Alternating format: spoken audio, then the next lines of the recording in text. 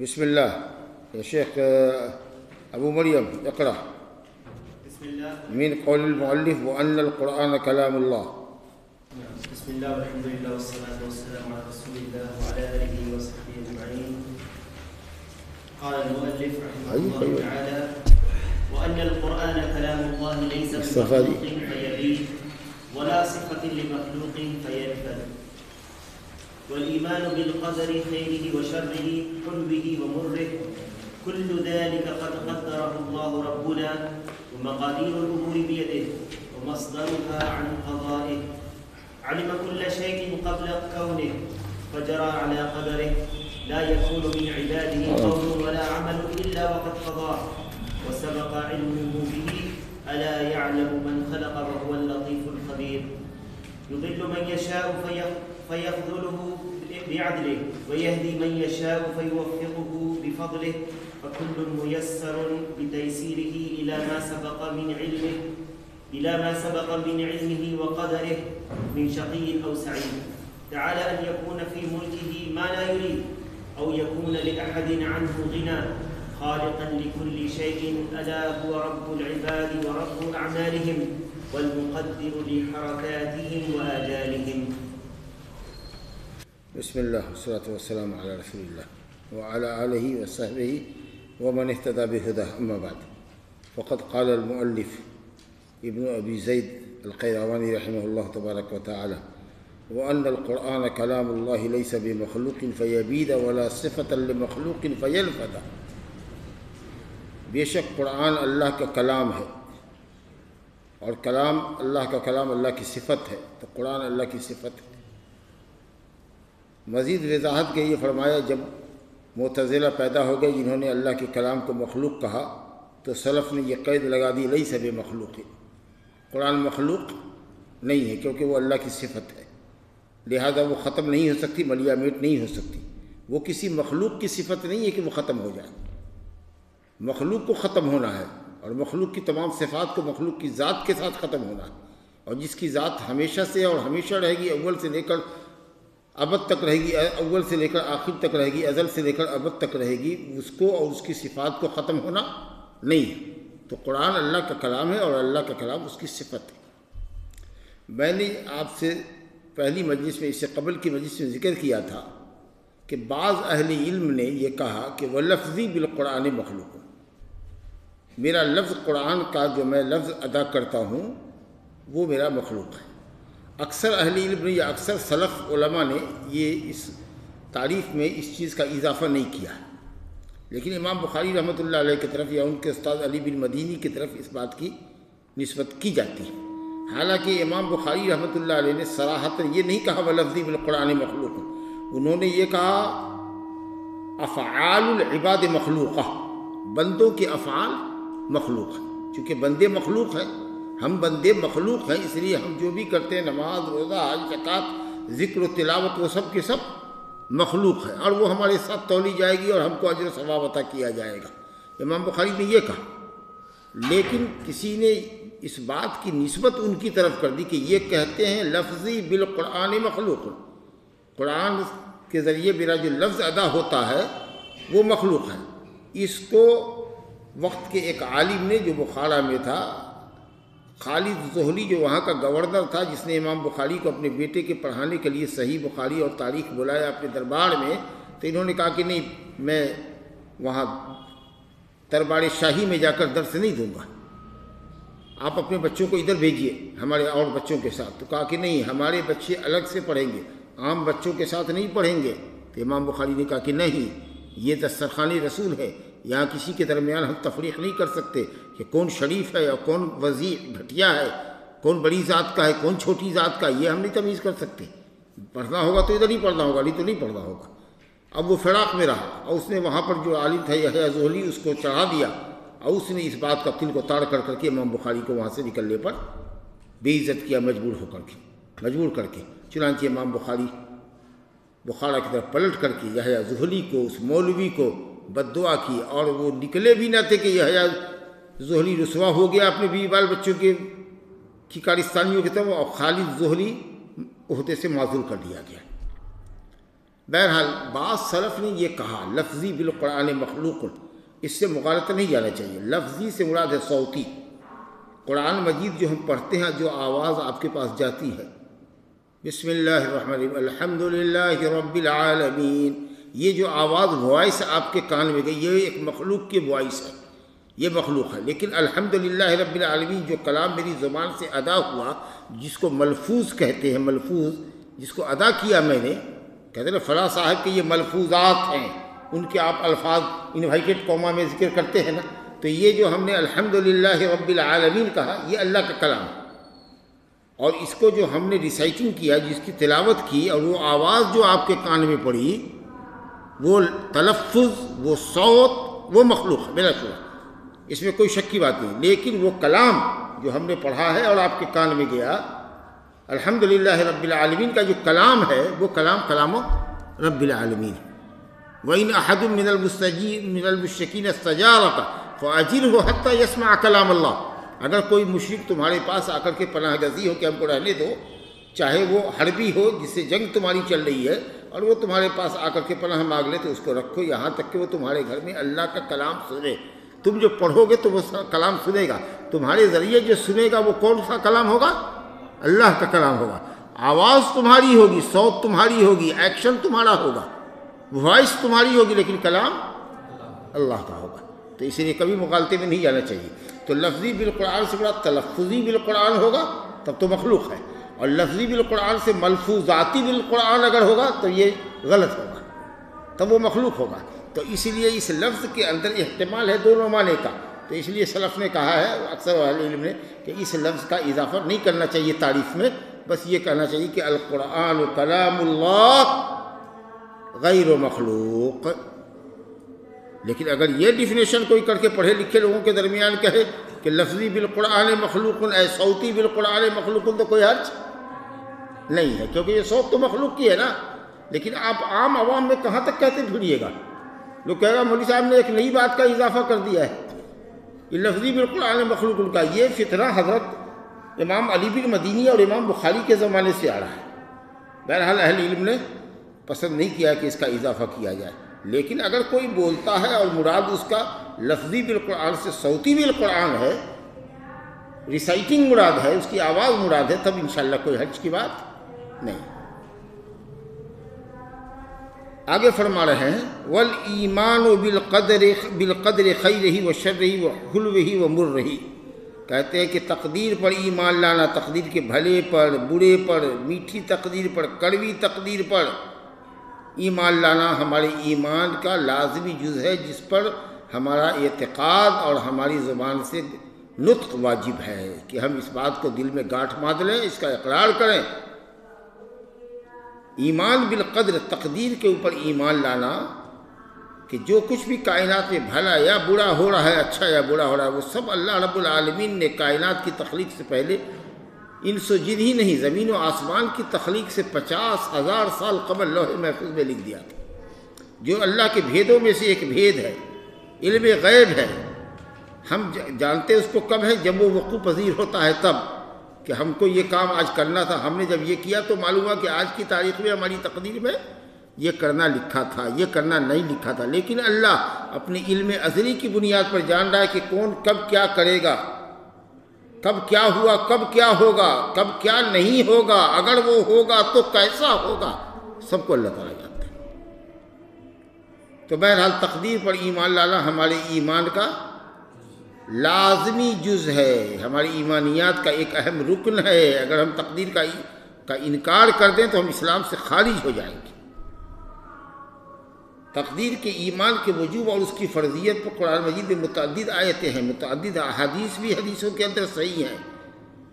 اللہ رب العالمین نے فرمایا سورہ القمر میں اِنَّا كُلَّ شَيْءٍ خَلَقْنَاهُ بِقَدَرٍ، ہم نے ہر چیز کو تقدیر کے ساتھ پیدا کیا. اِنَّا كُلَّ شَيْءٍ خَلَقْنَاهُ بِقَدَرٍ، ہم نے ہر چیز کو تقدیر کے ساتھ پیدا کیا. قُلْ لَن يُصِيبَنَا إِلَّا مَا كَتَبَ اللَّهُ لَنَا، کہ یہ ہم کو ہرگز وہ چیز نہیں پہنچ سکتی جو اللہ نے ہم کو نہیں لکھی ہے ہمارے مقدر میں، وہی پہنچے گا جو اللہ نے ہمارے مقدر میں کیا ہے. اللہ تعالیٰ نے فرمایا ما اصاب من مصیبۃ فی الارض ولا فی انفسکم الا فی کتاب من قبل ان نبرأها ان ذلك علی اللہ یسیر لکی لا تأسوا علی ما فاتکم ولا تفرحوا بما آتاکم۔ ما اصابکم من مصیبہ، کوئی بھی مصیبت تم کو پہنچتی ہے وہ کتاب میں لکھی ہوئی ہے، یعنی لوح محفوظ میں، قبل اس کے کہ وہ چیز پیدا کی جائے۔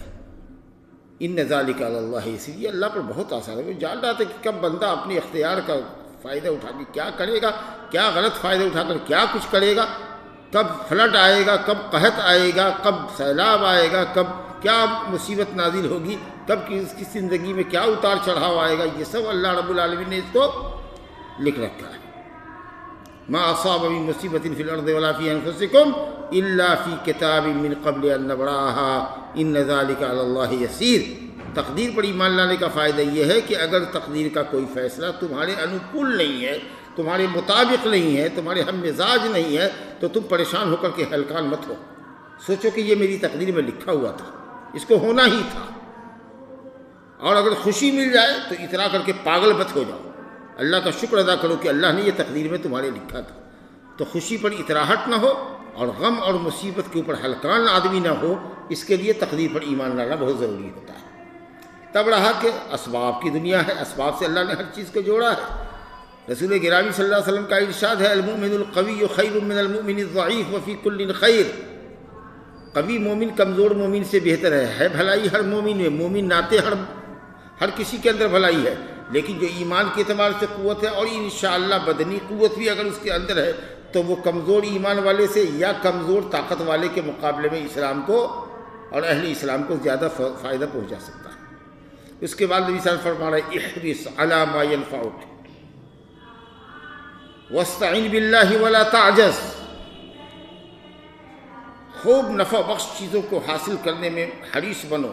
آدمی جب کسی چیز کا حریص ہوتا ہے، لالچی ہوتا ہے، تو اس کو حاصل کرنے کی ہر ممکن کوشش کرتا ہے کہ پوری طاقت توانائی لگا دو اپنے ہدف کو پانے میں، اپنے ٹارگیٹ کو پانے کے لیے پوری کوشش لگا دو۔ احرص علی ما ينفعک، اور اللہ سے مدد چاہو۔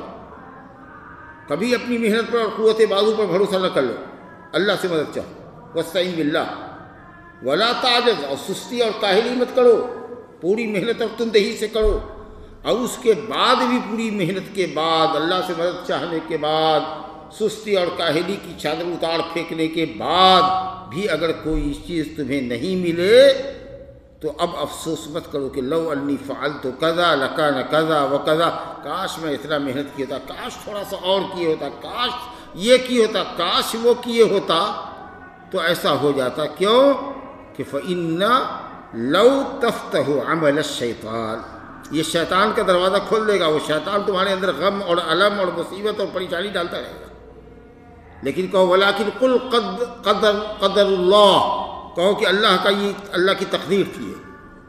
یہ نہ کہو کاش میں ایسا کیے ہوتا، میں ایسا کیے ہوتا، کہو کہ اللہ کی تقدیر تھی، اللہ نے یہی مقدر کیا کیا، کیونکہ اگر کاش کاش کرتے رہو گے نا تو شیطان کا کام تمہارے دل میں حسرت اور افسوس پیدا کرنا ہے، وہ تمہیں غم زدہ کرتا رہے گا۔ تو اس لیے یہ کہو کہ اللہ نے مقدر نہیں کیا تھا، میں نے کوشش تو کی، میری تقدیر میں نہیں تھا، پھر دوبارہ سے دیکھیں گے، کوشش کریں گے، سمجھ دیں گے۔ تو یہ ایک حدیث ہوئی۔ اسی طریقے سے حدیث ہے رسول گرامی صلی اللہ علیہ وسلم نے فرمایا، بخاری مسلم کی روایت حضرت علی رضی اللہ عنہ سے، کہ نبی صلی اللہ علیہ وسلم نے فرمایا کہ تم میں سے ہر شخص کا ٹھکانہ جنت میں ہے اور ہر شخص کا ٹھکانہ جہنم میں۔ تم میں سے ہر شخص میں سے جس کا بھی ٹھکانہ ہے، تم میں سے ہر کسی کا ٹھکانہ جنت میں بھی متعین ہے، اور جس کا ٹھکانہ جہنم میں جانا ہے وہ متعین ہے، کس کو جنت میں جانا ہے، کس کو جہنم میں جانا ہے۔ تو صحابہ نے کہا یا رسول اللہ، تو ہم اسی پر بھروسہ کر لیں اپنی تقدیر پر جو لکھی ہوئی ہے۔ ففیم العمل یا رسول اللہ، پھر عمل کس بات کا، کاہے کے لیے عمل کریں؟ آپ نے کہا نہیں، اعملوا فکل میسر لما خلق لہ، جس چیز کے لیے، جس درجے کے لیے، جس جنت کے لیے، جس جہنم کے لیے آدمی لکھا گیا ہے، مقدر جس کے ہے، اس کے مطابق اللہ نے اس کے لیے عمل کو آسان کیا ہے۔ اگر تمہارے لیے جنتیوں کے کام آسان ہے تو سمجھو کہ اللہ نے یہی تمہارے مقدر میں لکھا ہے، یہ پہچان ہے اپنی تقدیر کو سمجھنے کے لیے۔ اور اگر تم سے گناہ کا کام ہو رہا ہے، جہنمیوں کا کام ہو رہا ہے، تو سمجھو کہ تمہاری تقدیر میں جہنم لکھی ہوئی ہے۔ آدمی اس سے اپنے آپ کو سمجھے۔ تو اس لیے میں نے کہا کہ انسان جب عمل کرتا ہے تب اس کو پتہ چلتا ہے، رب العالمین پہلے سے جان رہا تھا۔ دوسری بات یہ ہے کہ غیب کی اس خبر کو، تقدیر کے اس بھید کو کیسے پتہ کریں گے؟ جب نبی صلی اللہ علیہ وسلم نے کوئی چیز بتائی ہو کہ ایسا زمانہ آئے گا، ایسا زمانہ آئے گا، ایسا زمانہ آئے گا، دجال آئے گا، یاجوج ماجوج نکلے گا، حضرت عیسیٰ علیہ السلام اتریں گے، ایسا قتل کریں گے، وہ کریں گے، تو وہ ہونا ہی ہونا ہے۔ تقدیر کا یہ حکم ہمیں اللہ تعالیٰ کے نبی کے ذریعے معلوم ہو گیا، یا ہم میں سے ہر شخص کی تقدیر جب ہم کر گزرتے ہیں تب اس کے بعد معلوم ہوتی ہے، سمجھا کہ نہیں؟ تو اسی طریقہ سے وہ حدیث بھی آپ کو یاد ہوگی، حضرت عبداللہ بن عباس رضی اللہ عنہ کو نبی صلی اللہ علیہ وسلم نے کہا تھا، یا غلام احفظ اللہ یحفظک تجدہ تجاہک، اسی میں آپ نے یہ فرمایا وَاعْلَمْ أَنَّ الْأُمَّةَ لَوْ اجْتَمَعَتْ عَلَىٰ أَن يَنفَعُوكَ بِشَيْءٍ لَمْ يَنفَعُوكَ إِلَّا بِشَيْءٍ قَدْ كَتَبَهُ اللَّهُ لَكَ وَلَوْ أَنَّهُمْ اتَّفَقُوا عَلَىٰ أَن يَضُرُّوكَ بِشَيْءٍ لَمْ يَضُرُّوكَ إِلَّا بِشَيْءٍ قَدْ كَتَبَهُ اللَّهُ عَلَيْكَ رُفِعَتِ الْأَقْلَامُ وَجَفَّتِ الصُّحُفُ۔ کہا ابن عباس خوب اچھی طرح جان لو، ساری مخلوق مل کر کے، پوری امت مل کر کے اگر تمہیں نفع پہنچانا چاہے تو نفع نہیں پہنچا سکتی مگر اتنا ہی جتنا اللہ نے تمہارے مقدر کیا ہے، اور سب مل کے بھی تمہارا نقصان نہیں کر سکتے مگر اتنا ہی جتنا اللہ نے تمہارے مقدر میں نقصان لکھا ہے۔ رفعت الاقلام، قلم اٹھا لیے گئے اور صحیفے خشک کر دیے گئے، یعنی تقدیر کے لکھنے سے اللہ رب العالمین فارغ ہو چکا۔ اور وہ حدیث کہاں جائے گی؟ سر فہرست جو حضرت امام مسلم نے کتاب الایمان کی پہلی روایت ذکر کی، وہ روایت صرف مسلم کی حضرت عبداللہ بن عمر سے، جو عمر بن خطاب سے، اور وہ روایت جس کو حدیث جبریل بھی کہتے ہیں، بخاری اور مسلم میں حضرت ابو ہریرہ سے آئی ہے، لیکن مسلم میں عمر بن خطاب رضی اللہ عنہ سے روایت ہے۔ حضرت عمر والی حدیث ابن عمر کی سند سے صرف مسلم میں، اور ابو ہریرہ رضی اللہ عنہ سے روایت بخاری اور مسلم دونوں میں، جس میں نبی صلی اللہ علیہ وسلم سے حضرت جبریل جو انسانی شکل میں، نووارث کی شکل میں آئے تھے، پوچھا مل ایمان یا رسول اللہ، تو آپ نے کہا الایمان ان تؤمن باللہ وملائکتہ وکتبہ ورسلہ والیوم الآخر وان تؤمن بالقدر خیرہ وشرہ۔ یہ حدیث حضرت عبداللہ بن عمر نے کب سنائی تھی؟ مکے میں۔ دو شخص آئے تھے عراق کی طرف سے، اور انہوں نے حضرت عبداللہ بن عمر کے دونوں بازو میں کھڑے ہو کر ان سے پوچھا، ایک حمید بن عبد الرحمن الحمیری اور ایک یحییٰ بن یعمر، اور کہا کہ حضرت عراق کی طرف کچھ لوگ پیدا ہوئے ہیں، معبد جہنی نام کا شخص جو تقدیر کا انکار کرتا ہے، کہتا ہے پہلے سے کچھ لکھی ہوئی تقدیر نہیں ہے، معاملہ اچانک سے پیدا ہوتا ہے، رونما ہوتا ہے، سڈنلی کوئی چیز ہوتی ہے، اور انسان اپنے افعال کا خود خالق ہے، اللہ نے پیدا نہیں کیا ہے، انسان جو کرتا ہے وہ خود اس کا خالق ہے۔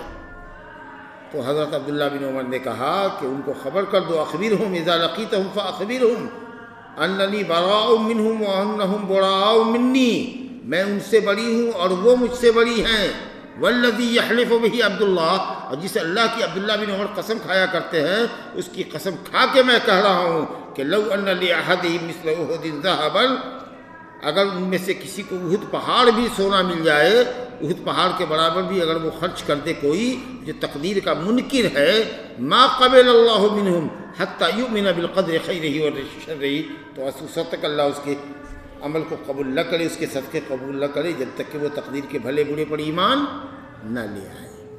احادیث ماشاءاللہ کثیرہ و کثیرہ۔ اب تقدیر کیا ہے گفتگو سے آپ کو معلوم ہوا، لیکن 4 چیزوں کو ذہن میں رکھیے، انشاءاللہ شکوک شبہات دور ہو جاتے ہیں، جس کو مراتب القدر کر کے علماء نے بیان کیا ہے۔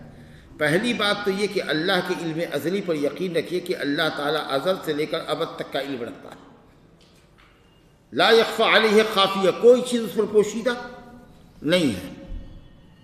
تو جو اللہ تعالیٰ جان رہا ہے، احاط بکل شیء علما،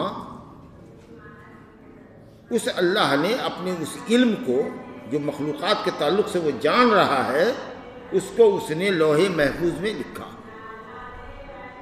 انا کل شیء خلقناہ بقدر، اس کو لکھا۔ اور حدیث ہے کہ اللہ سبحانہ وتعالیٰ نے ان اللہ قد كتب مقادیر الخلائق قبل ان يخلق السماوات والارض ب50,000 سنہ وکان عرشہ علی الماء. اللہ نے مخلوق کی تقدیر زمین اور آسمان کی تخلیق سے 50,000 سال پہلے لکھ دی، جبکہ اس کا عرش پانی پر تھا. ابھی اس کا عرش نہیں تھا، پانی تھا، پانی پر اس کا عرش تھا. جب زمین و آسمان اس نے بنائی تب اس نے عرش بنایا، اس کے اوپر وہ مستوی ہوا. تو اللہ رب العالمین تقدیر لکھ کر کے فارغ ہو چکا ہے. اور یہ بھی سمجھ لیجئے کہ اس تقدیر میں کوئی کمی بیشی بھی نہیں ہوتی ہے. جو لکھا ہے اللہ نے، ابھی سنا نا آپ نے کہ قلم اٹھا لیا گیا، صحیفے خشک ہو گئے، تو تقدیر میں رد و بدل بھی نہیں ہوتا. تب پھر کہیے گا کہ تو جو حدیث ہے مولانا لا يرد الدعاء الا القدر، تقدیر کو تو صرف دعا ہی پلٹتی ہے. تو ہم کہیں گے کہ تقدیر کو کوئی دعا نہیں پلٹتی ہے. اللہ رب العالمین نے کچھ چیزوں کو دعا کے ساتھ مربوط کر رکھا ہے کہ فلاں بندہ جب دعا کرے گا تو اس کو یہ ملے گا، نہیں کرے گا تو نہیں ملے گا. جب آپ دعا کرتے تو وہ چیز مل جاتی ہے. اسباب کے ساتھ اللہ نے کسی چیز کو جوڑا ہے. کسی کی عمر بڑھے گی، کسی کی روزی میں اضافہ ہوگا، کب؟ جب وہ صلہ رحمی کرے گا. تو شرائط کے ساتھ کچھ چیزوں کو کنڈیشنلی اللہ نے لکھا ہوا ہے. اور جو تقدیر بدلتی ہے وہ صحیفے ہیں جو اللہ نے فرشتوں کے ہاتھ میں دے رکھے ہیں، ان میں تبدیلی ہوتی ہے. چنانچہ یمحو اللہ ما یشاء ویثبت وعندہ ام الکتاب، اللہ جو چاہتا ہے مٹاتا ہے اور جو چاہتا ہے باقی رکھتا ہے، اور اس کے پاس اصل لوح محفوظ ہے. تو اصلاً یہ شریعت کی منسوخی کی طرف اشارہ ہے کہ اللہ جس شریعت کو چاہتا ہے منسوخ کرتا ہے. یہاں تک کہ اللہ نے تمام آسمانی شریعتوں کو محمد صلی اللہ علیہ وسلم کی شریعت کے ذریعے منسوخ کر دیا. یہ ہے اصل میں آیت کا مطلب، یمحو اللہ ما یشاء ویثبت. اور اگر آپ سمجھتے ہیں کہ تقدیر کے مٹانے اور اضافے کی بات ہے تو یہ اس تقدیر میں یا اس کاپی میں ہوتا ہے، اس صحیفے میں ہوتا ہے جو اللہ نے فرشتوں کے ہاتھ میں دے رکھا ہے. اس میں رد و بدل ہوتا ہے. لوح محفوظ میں کچھ رد و بدل ہے نہیں ہوتا. اس لیے تعارض ایسے دور کیا جائے. بہرحال میں گفتگو یہ کر رہا تھا کہ تقدیر کے 4 مراتب ہیں. پہلا مرتبہ ہم کو یہ سمجھنا ہے کہ اللہ اپنے علم ازلی کی بنیاد پر ازل سے لے کر ابد تک کی باتوں کو جانتا ہے. جو کچھ وہ جانتا تھا اس نے اس کو لوح محفوظ میں لکھ دیا. تیسری چیز یہ ہے کہ اللہ رب العالمین کی کائنات میں کوئی چیز اس کی مشیت کے بغیر نہیں ہوتی ہے. ملک اس کا ہے، اس کے ملک میں اگر کہیں کوئی ایک پتا بھی کھڑکتا ہے تو اس کی مشیت ہوگی. جب تک اس کی چاہت نہیں ہوگی، اس کا ارادہ نہیں ہوگا، اس وقت تک وہ چیز گر نہیں سکتی ہے. جی بغیر مشیت کے اس کے ملک میں کوئی چیز ہو جائے ایسا ممکن نہیں ہے بغیر اس کی مشیت کے.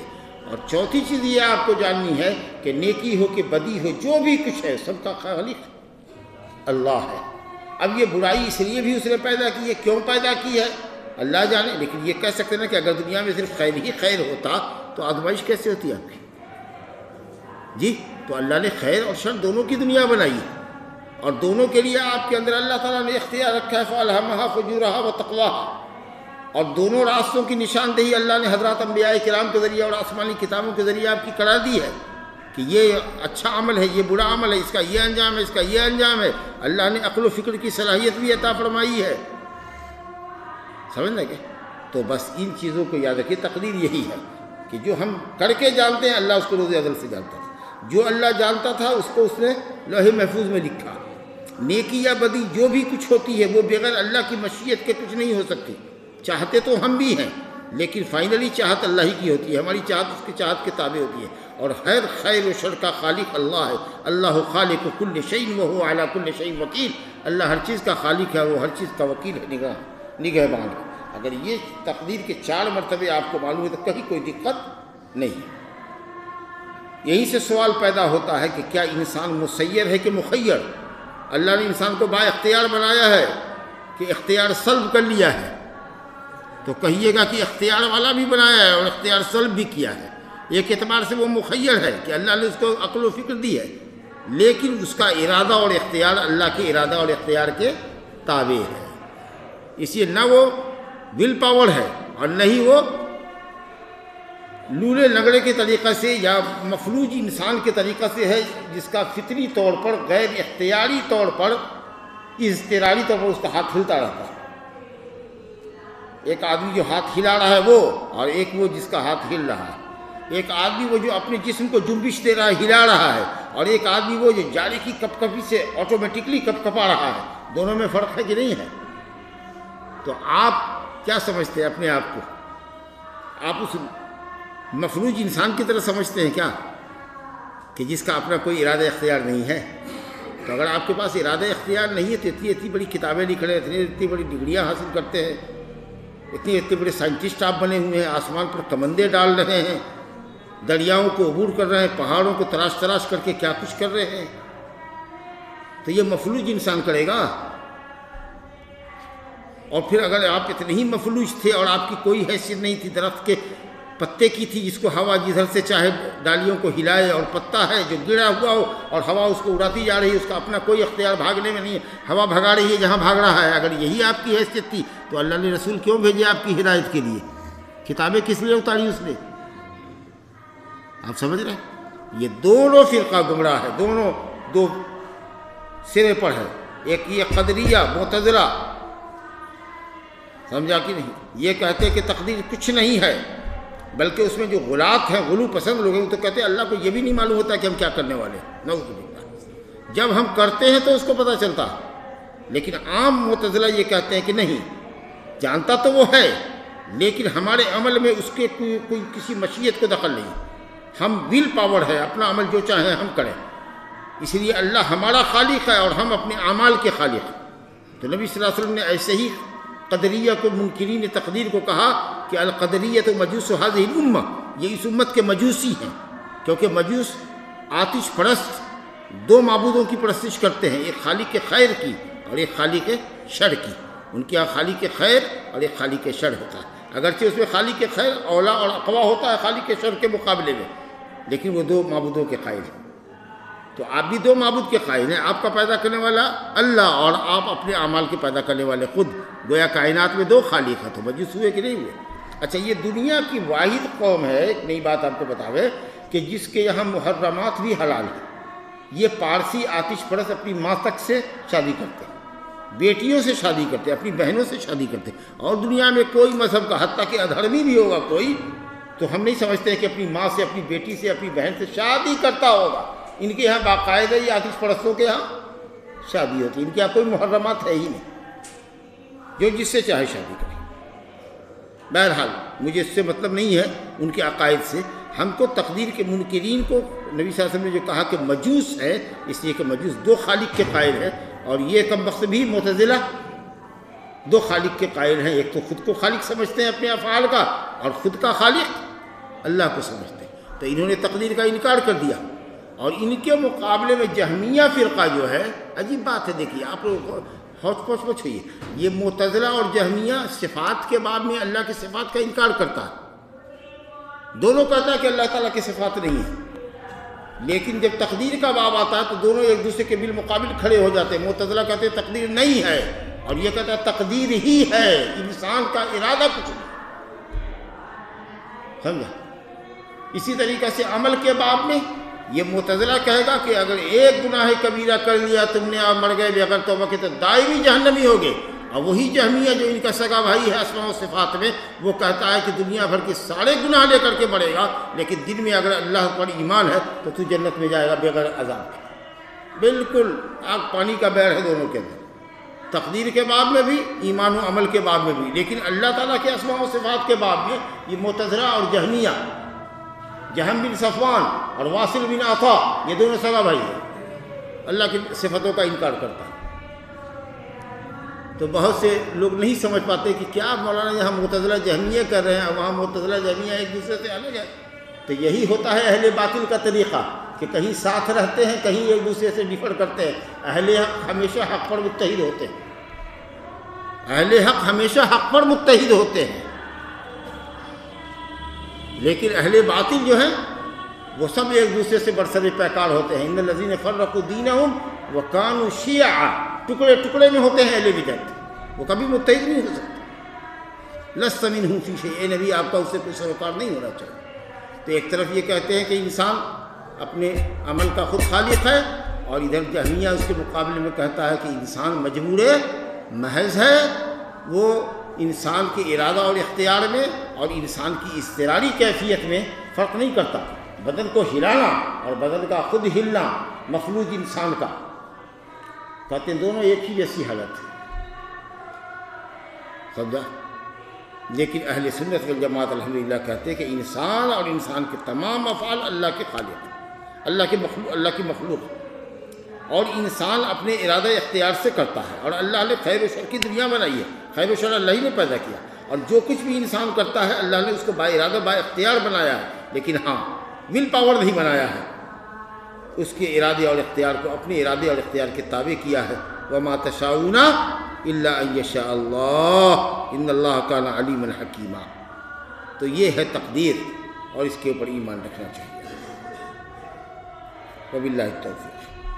تو فرمایا، عبارت پڑھتا ہوں میں، کہا وَالْإِيمَانُ بِالْقَدْرِ خَيْرِهِ وَشَرِّهِ حلوہ و مرہ، خیر و شر، میٹھا یا کڑوا، جو بھی کچھ ہے زندگی کے اندر، اس کو یہ سمجھو کہ تقدیر کے نتیجے میں ہے، وہ تقدیر کے نتیجے میں ہے، اور تمہارے اسباب اس تقدیر کے موافق ہوتے ہیں تو خیر تم کو ملتا ہے، اور شر کے موافق ہو جائیں، شر کے اسباب اختیار کرو تو شر کے مطابق ہوتے ہیں۔ کل ذالک قد قدرہ اللہ ربنا، تمام چیزوں کو اللہ نے ہمارے مقدر کیا ہے۔ کچھ لوگ کہتے ہیں نا کہ فلاں چیز مقدر نہیں ہے، چھوٹی چھوٹی چیزیں تقدیر میں نہیں ہے۔ ارے کس بے وقوف نے کہا کہ چھوٹی چھوٹی چیزیں تقدیر میں نہیں ہے؟ ہر چھوٹی سے چھوٹی اور ہر بڑی سے بڑی چیز، حتی العجز والکیس، دانائی اور بے وقوفی بھی لکھی ہوئی ہے۔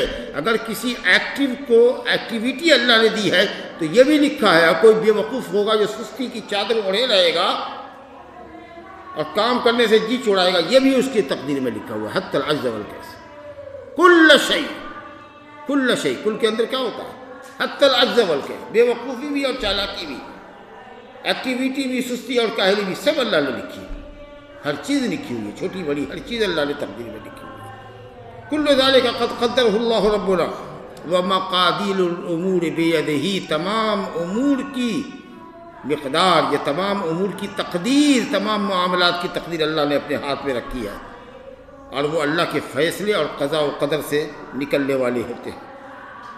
اللہ نے ہر چیز کو ہونے سے پہلے جانا، اللہ نے ہر چیز کو وجود میں آنے سے پہلے جانا، اور اسی کی تقدیر کے مطابق جو وہ جانا اور جو کچھ اس نے فیصلہ کیا، اللہ محفوظ نے جو لکھا اس کے مطابق چیزیں ہو رہی ہیں، اور ہمارے لیے اللہ کی توفیق سے نیکی کا کام آسان ہے، اور اللہ کی توفیق سے محرومی کے نتیجے میں غلط کام آسان ہوتا ہے۔ لا یکون من عبادہ قول ولا عمل الا قد قضا، ہم کوئی بات نہیں بول سکتے، ہم کوئی عمل نہیں کر سکتے، لیکن وہ اللہ کے فیصلے کے بعد ہی ہو سکتا ہے۔ وسبق علمہ بہ، اور اللہ یہ جان رہا ہے کہ فلاں آدمی فلاں وقت میں فلاں بات بولے گا۔ الا یعلم من خلق وهو اللطیف الخبیر، کیا وہی نہیں جانے گا جس نے تم کو پیدا کیا، جو بہت باریک دیکھتا ہے اور تمام چیزوں کی خبر رکھتا ہے۔ یضل من یشاء فیخذلہ بعدلہ، اللہ جس کو چاہتا ہے گمراہ کر دیتا ہے اور گمراہی کے نتیجے میں رسوا کر دیتا ہے، لیکن یہ اس کا عدل ہوتا ہے۔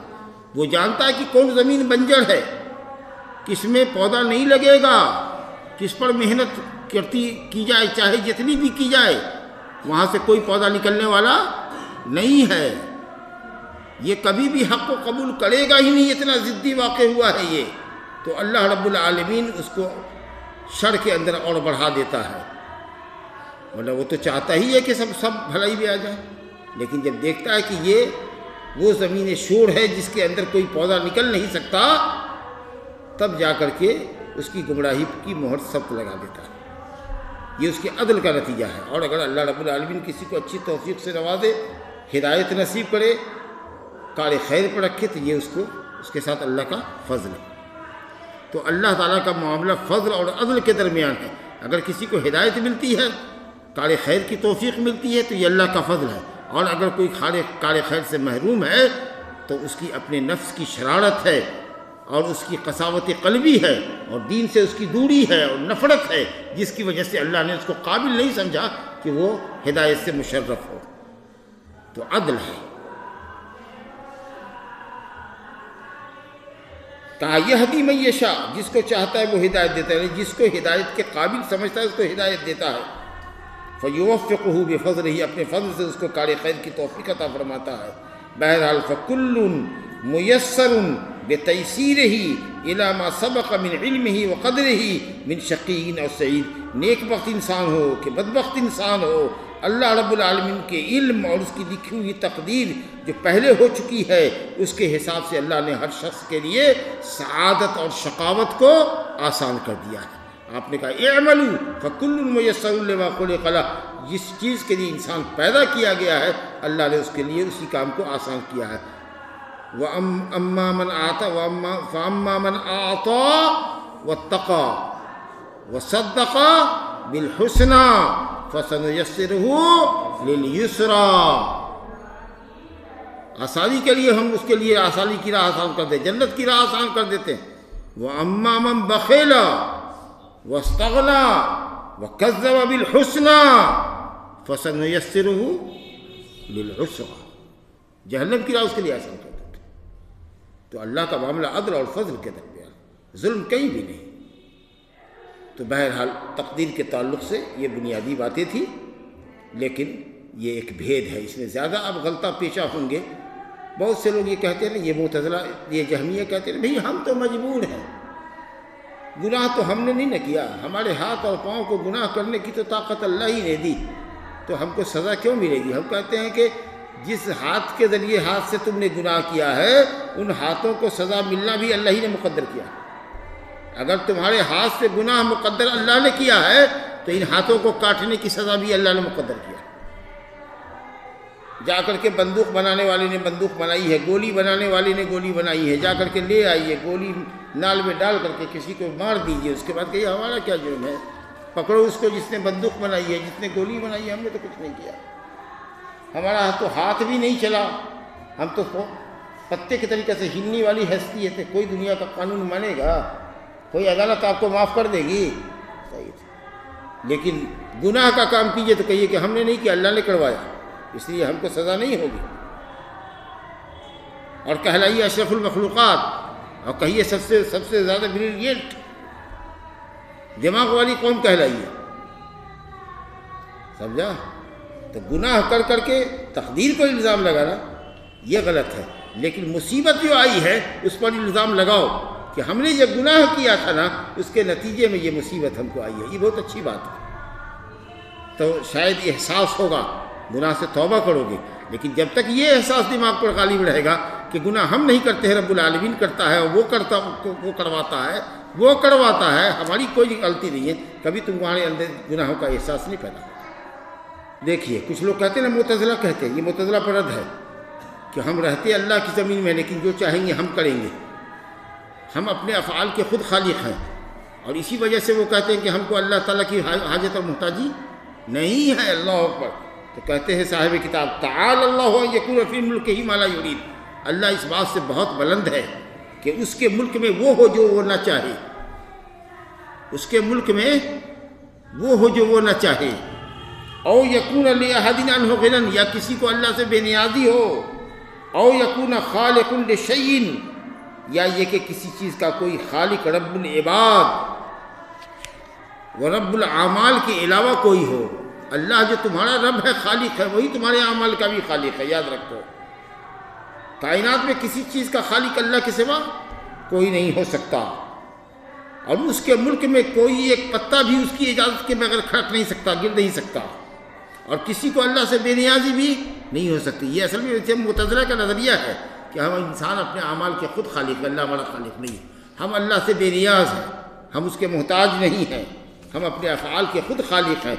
تینوں جملوں میں انہوں نے کہا کہ اللہ اکبر، اللہ کے ملک میں بغیر اس کے ارادے کے تم کچھ کر نہیں سکتے، اس سے کسی کو بے نیازی نہیں ہو سکتی، اور کسی چیز کا کوئی خالق نہیں ہو سکتا سوائے رب العباد کے، جو بندوں کا رب ہے اور ان کے عملوں کا رب ہے۔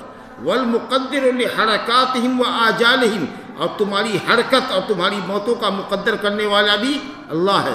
حرکت جو کرتے وہ بھی پاؤں میں طاقت دی ہوئی اسی کی ہے، اور تمہاری جو موتیں آئیں گی وہ بھی اللہ ہی کے حکم سے آئے گی، اس لیے وہ تمام چیزیں اللہ کی ہیں، سمجھا کہ نہیں؟ تو ہم صرف مختصر میں یہ کہنا چاہتے ہیں کہ وہ کام جو آپ کر کے جانتے ہیں اس کو اللہ روز ازل میں جان رہا ہے، اسی کا نام تقدیر ہے، نتھنگ اسپیشل۔ سمجھا نا؟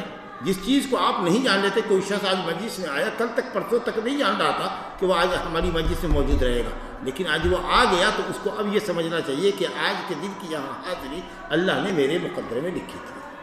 کوئی شخص گناہ کے اڈے پر جاتا ہے تو وہ یہ سمجھتا ہے کہ اللہ نے میرے مقدر میں کیا تھا کہ ہم یہاں آویں گے، اس کو عذر نہ بناوے۔ ہم اس کو کہتے ہیں کہ تم اسی قدم سے مسجد کیوں نہیں گئے، اور یہ کہتے کہ اللہ نے آج یہ میرے مقدر میں لکھا تھا۔ تمہارے سامنے تو دونوں آپشن تھا، دیکھ رہے تھے کہ ادھر مسجد جائے کہ ادھر پتلی گلی سے نکل بھاگے سنیما کی طرف، کدھر دیکھیں، باپ کدھر دیکھ رہا ہے، کون کدھر آواز لگا رہا ہے، ادھر ادھر دیکھتے ہوئے ایک طرف بھاگے، شیطان تم کو لیتا چلا گیا۔ تو وہاں تو تمہاری خود یہ دونوں کیفیت تھی۔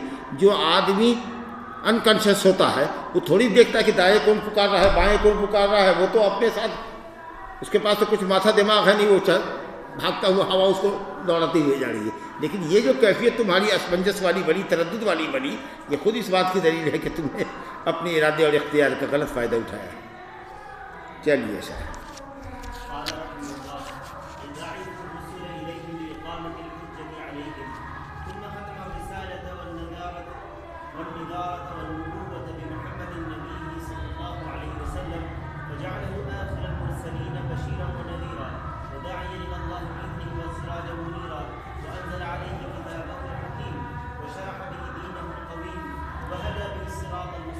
بس کا فرق۔ دیکھیے اس کے بعد جب تقدیر پر ایمان کا ذکر کر دیا تو محمد صلی اللہ علیہ وسلم کی رسالت کا ذکر فرما رہے ہیں کہ اللہ تعالیٰ نے آپ کو خاتم النبیین بنا کر دنیا میں بھیجا، اس پر بھی ہمارا ایمان اور یقین واجب ہے۔ اگر محمد صلی اللہ علیہ وسلم کو خاتم النبیین نہیں مانتے ہیں تو ہم مسلمان نہیں ہیں۔ یہ وہ بنیادی عقائد ہیں جن کا اعتقاد رکھنا، جن کا زبان سے اقرار کرنا کہ محمد صلی اللہ علیہ وسلم اللہ کے آخری نبی ہے، اس بات پر ہمارا دل مطمئن ہونا چاہیے، اور اس کا اقرار بھی ہم زبان سے کریں، یہ ہمارے لیے واجب اور فرض ہے۔ چنانچہ انہی باتوں میں سے ایک بات یہ بھی ہے کہ اللہ تعالیٰ نے رسولوں کو بھیجا ہے، رسولوں پر ایمان لانا بھی ہمارے ایمان کا ایک اہم جز ہے۔ آمن الرسول بما انزل الیہ من ربہ والمؤمنون کل آمن باللہ وملائکتہ وکتبہ ورسلہ والیوم الآخر۔ یہ چار چیزوں کا ہے، ورسلہ لا نفرق بین، یہاں یہ چار جگہ کا ذکر ہے، چار جگہ ایمان کے چار اجزاء کا ذکر ہے، جس میں رسل ہی ہے نا، اور 5 کا ذکر ہے سورہ بقرہ میں، لیس البر ان تولوا وجوہکم قبل المشرق والمغرب ولکن البر من آمن باللہ والیوم الآخر والملائکۃ والکتاب والنبیین۔ 5 چیز کا ذکر ہوا ایمان کے 5 ارکان کا، اور چھٹا جو ہے کیا بچا؟ تقدیر۔ تو تقدیر کا ذکر کہاں ہے؟ وہی انا کل شیء خلقناہ بقدر، ہم نے ہر چیز کو تقدیر کے ساتھ پیدا کیا۔ وہ ایمان کے چھٹے جس کا ذکر وہاں ہے، ایک جگہ 5 کا ذکر ہے، بس اس سے زیادہ کا ذکر نہیں، اور چھٹی جو چیز ہے ایمان کا رکن تقدیر پر، اس کا ذکر الگ۔ تو انبیاء اور رسول علیہ السلام پر ایمان لانا بھی اجمالی طور پر کہ جتنے بھی انبیاء اور رسول جس جس قوم کے اندر آئے، چاہے ان کو ہم جانیں یا نہ جانیں، رب العالمین کا اجمالی ارشاد ہے لکل امت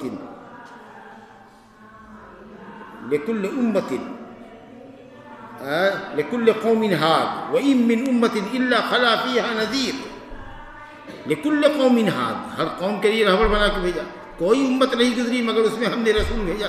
وَمَا أَرْسَلْنَا مِن قَبْلِكَ مِن رَّسُولٍ إِلَّا نُوحِي إِلَيْهِ أَنَّهُ لَا إِلَٰهَ إِلَّا أَنَا فَاعْبُدُونِ۔ تو تمام انبیاء اور رسول، چاہے ان کو ہم جانتے ہوں کہ نہ جانتے ہوں، جتنے بھی انبیاء اور رسول آئے ہوں گے سب پر ہمارا ایمان ہے کہ وہ سب اللہ کے برگزیدہ بندے تھے، جن کو اللہ نے انسانوں کی ہدایت اور رہنمائی کے لیے دنیا میں مبعوث فرمایا۔ ٹھیک ہے۔ الباعث الرسل، رسولوں کو کیوں اللہ نے بھیجا؟ کہتے ہیں انسانوں کی طرف۔ حکمت کیا تھی رسولوں کے بھیجنے کی؟ صاحب کتاب کہتے ہیں، پہلی بات بتا رہے ہیں کہ رسولوں کے بھیجنے کی حکمت کیا تھی؟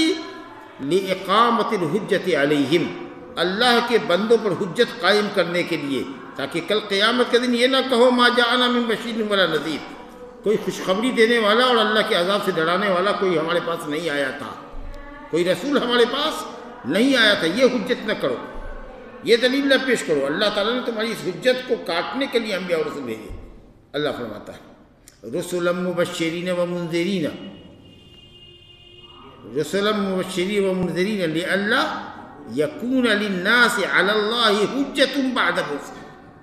ہم نے رسولوں کو مبشر بنا کر بھیجا، وہ منذرین اور ڈرانے والا بنا کر بھیجا برے اعمال کے انجام سے، برے عقائد کے انجام سے، اعمال کے انجام سے.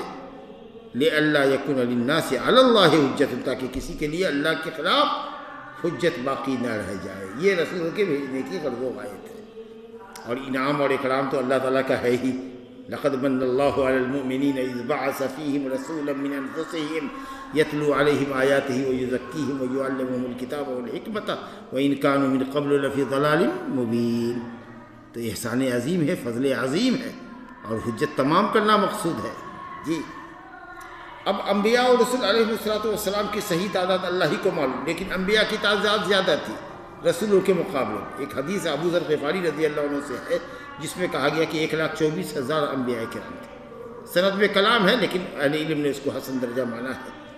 اور حضرات رسول علیہ السلام جو باقاعدہ مستقل صاحب شریعت ہوتے تھے، جن کے پاس قانون شریعت جن پر اترا کرتا تھا، وہ کسی اگلے نبی کے پیروکار نہیں ہوتے تھے.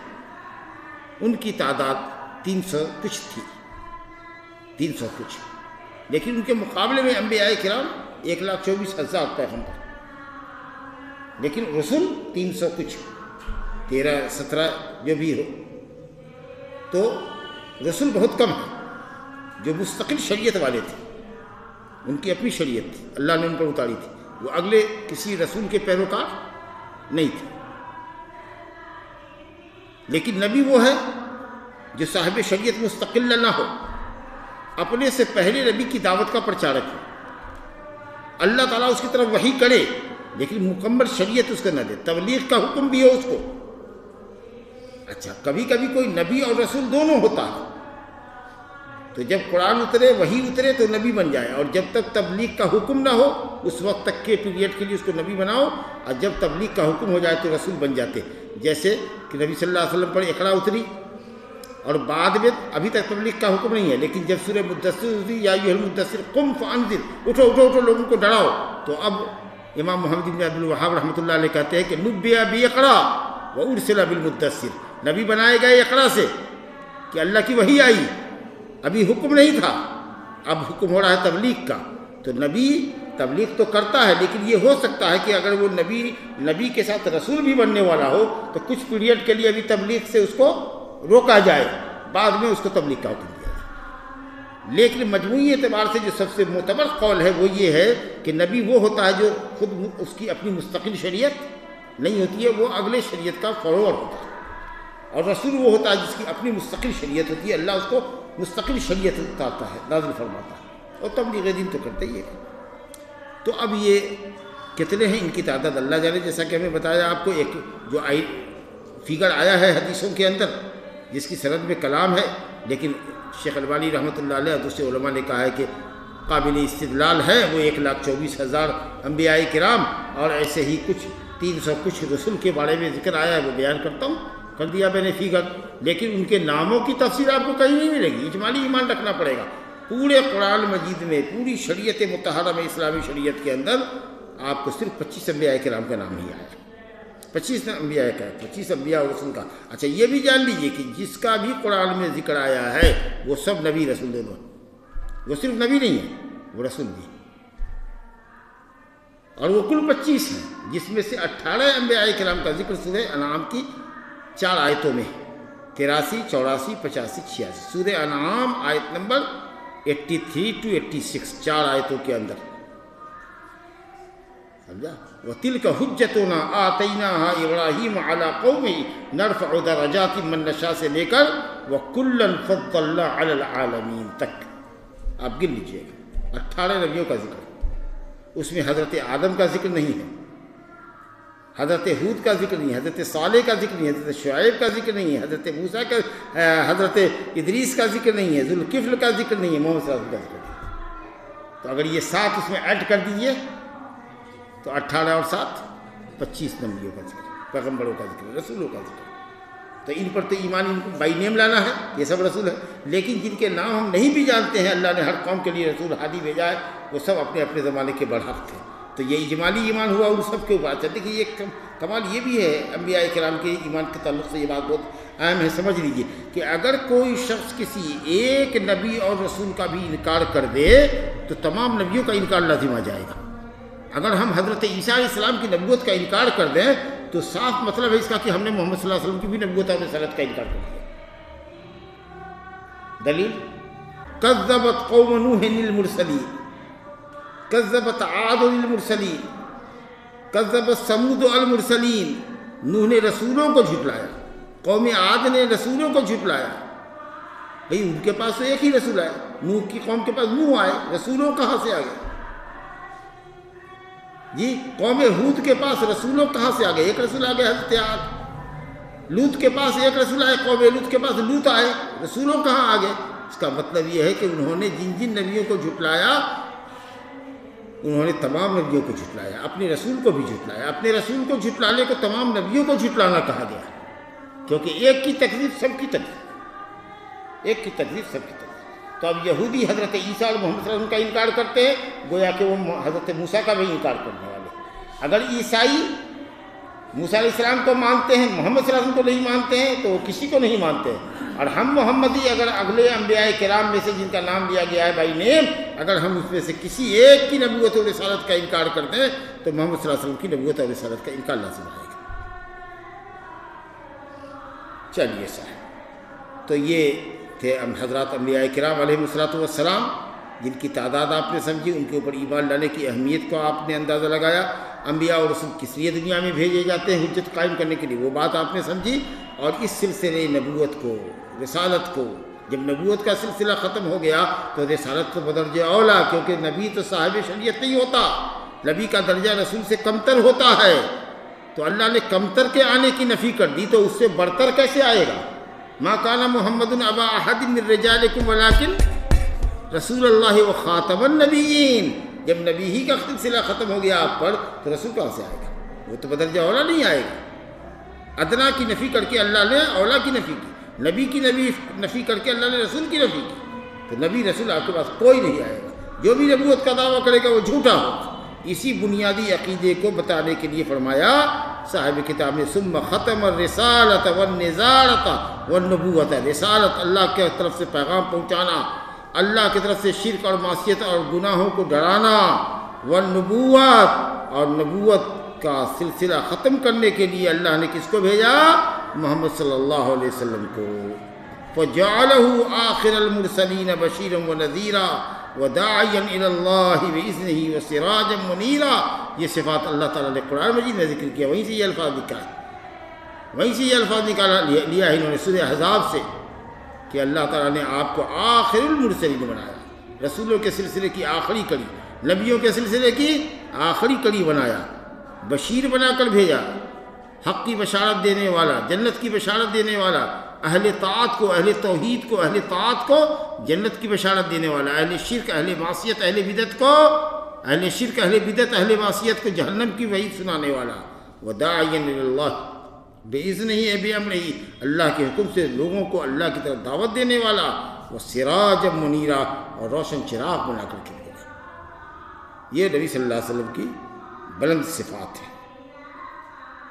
اِنَّا أَرْسَلْنَاكَ يَا أَيُّهَا النَّبِيُّ إِنَّا أَرْسَلْنَاكَ شَاهِدًا وَمُبَشِّرًا وَنَذِيرًا وَدَاعِيًا إِلَى اللَّهِ بِإِذْنِهِ وَسِرَاجًا مُنِيرًا۔ وَأَنزَلَ عَلَيْهِ كِتَابَهُ الْحَكِيمَ، اور اللہ نے آپ کے اوپر اپنی کتاب حکیم اتاری۔ کتاب حکیم مانے محکم، پختہ کتاب، پختہ کتاب، محکم ہے، محکم، کہیں جھول نہیں ہے اس میں، کہیں غلطی کوئی دکھا نہیں سکتا، کہیں تعارض نہیں ہے اس کے اندر۔ اور حکیم مانے حکمت والی کتاب ہے، یا اللہ حکیم کا کلام ہے، تو سب معنی اس کے اندر ہے کہ خود کتاب حکمت ہے، جی خود کتاب محکم ہے۔ تو آپ کہو گے اس میں متشابہ جو ہے، تو کچھ متشابہات ہے، الف لام میم، الف لام را، حرف تہجی ہے۔ کیا معنی ہے؟ حرف تہجی کا کوئی معنی نہیں ہوتا، کوئی معنی ہوگا؟ الف لام میم را کا کوئی معنی ہوگا؟ لیکن مقصد ہے کہ یہی وہ حروف ہے جن سے اللہ کا کلام مرکب ہے، اس لیے اکثر قرآن کا ذکر آیا ہے، اعجاز ہے، انہی الفاظ سے اللہ کا کلام مرکب ہے، اور تم بھی یہی عربی کے الفاظ حروف تہجی استعمال کرتے ہو، الفابیٹ استعمال کرتے ہو، لیکن تم قرآن مجید جیسی ایک آیت نہیں بنا سکتے۔ یہ تحدی ہے، چیلنج ہے عربوں کو۔ لیکن الف کا کوئی معنی نہیں ہوتا، لام کا کوئی معنی نہیں ہوتا، میم کا کوئی معنی نہیں ہوتا، را کا کوئی معنی نہیں ہوتا۔ حروف تہجی علامہ مجاہد نے یہی کہا کہ الفاظ کے کوئی معنی نہیں ہے، لیکن مغزہ ہے، مقصد ہے، اور وہ مقصد قرآن کا اعجاز بتانا ہے۔ اس لیے اکثر حروف مقطعات کے بعد قرآن مجید کی بلاغت کا ذکر اللہ تعالیٰ کرتا ہے، کتاب قرآن مجید کی جامعیت کا ذکر کرتا ہے۔ تو بہرحال یہ محکم کتاب ہے، تو متشابہ یہی حروف مقطعات ہے۔ متشابہ کیا ہے؟ اللہ تعالیٰ کے اسماء و صفات کی کیفیت ہے،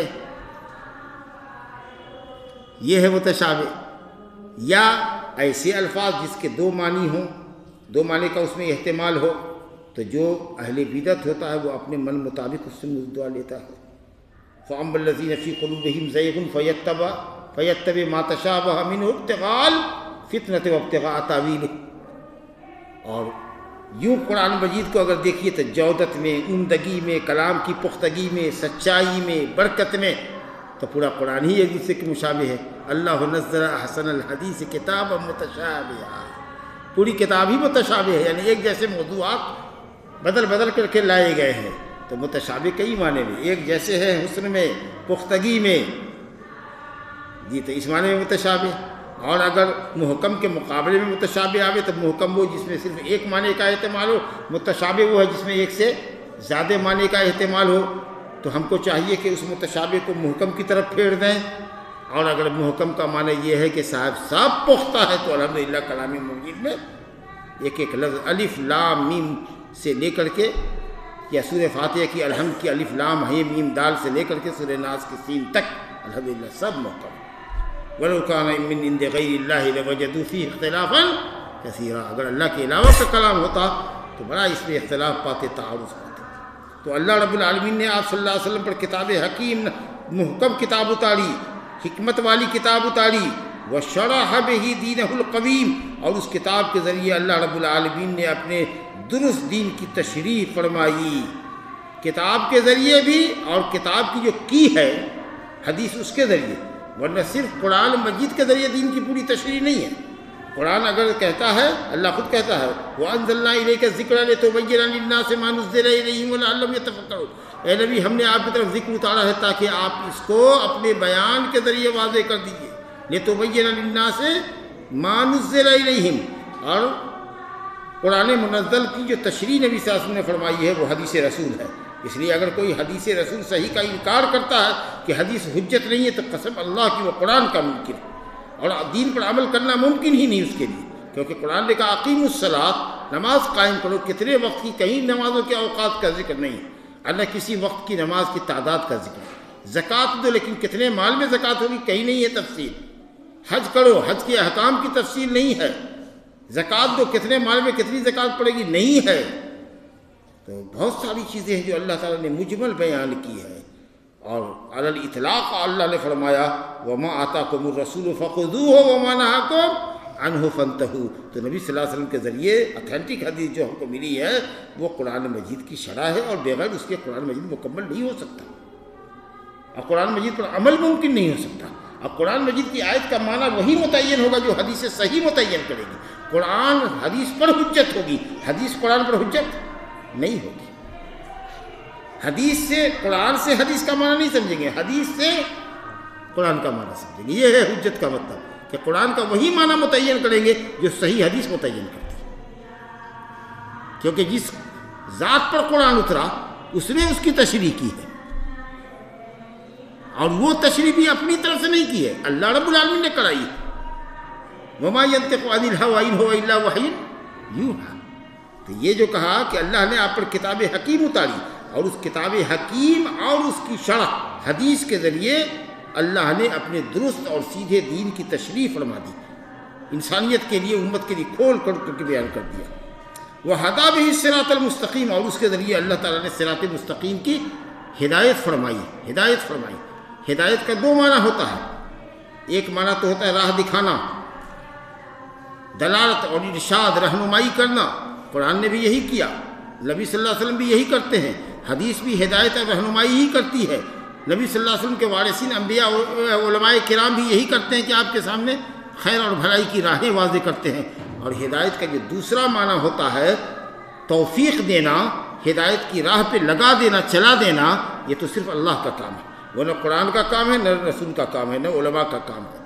اور اسی معنی میں توفیق کے معنی میں اللہ نے ہدایت کی نفی اپنے رسول سے کی ہے، انک لا تہدی من احببت ولکن اللہ یہدی من یشاء۔ نبی آپ جس کو چاہے، جس کی ہدایت کے آپ حریص ہوں، ان کو ہدایت نہیں مل سکتی، یعنی توفیق اللہ جس کو چاہے گا ہدایت دے گا۔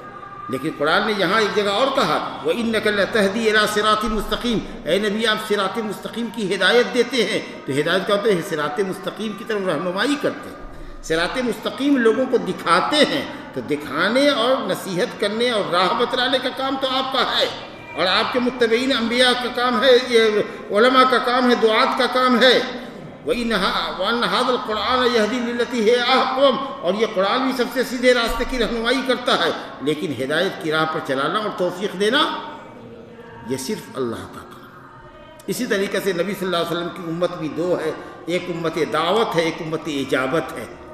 جو بھی مشرک ہے انس و جن میں، جس کو قیامت تک اسلام کی دعوت دی جاتی رہے گی، وہ امت دعوت ہے، اور جس کو اللہ نے اسلام قبول کرنے کی توفیق عطا کر دی ہے وہ امت اجابت ہے، سمجھے؟